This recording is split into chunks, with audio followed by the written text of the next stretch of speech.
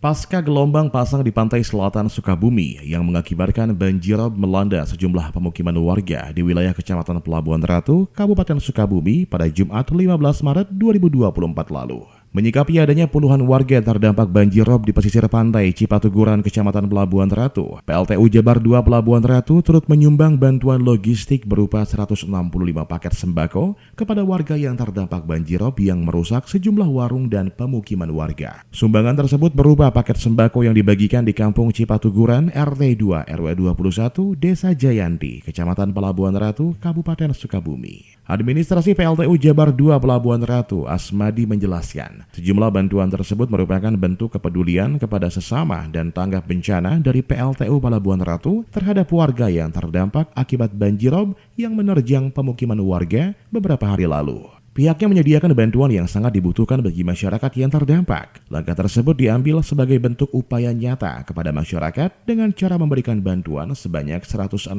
paket bagi 3 keRW-an sebagai wilayah paling terdampak banjirop. Ya, hari ini walaupun kita emang kena dampak dan kita lihat juga masyarakat juga banyak yang terkena dampak dari gelombang rob ini ya. Jadi kami dari PLTU berempati dengan kondisi masyarakat yang ada di sini. Kami memberikan bantuan dengan harapan bisa meringankan beban penderian masyarakat sekitar gitu ya, dengan memberikan bantuan sembako sebanyak 165 paket sembako ya yang kami berikan kepada masyarakat untuk 4 RW. Jadi ada 3 RW yang berada di Kelurahan Pelabuhan Ratu dan 1 RW yang ada di Desa Jayanti.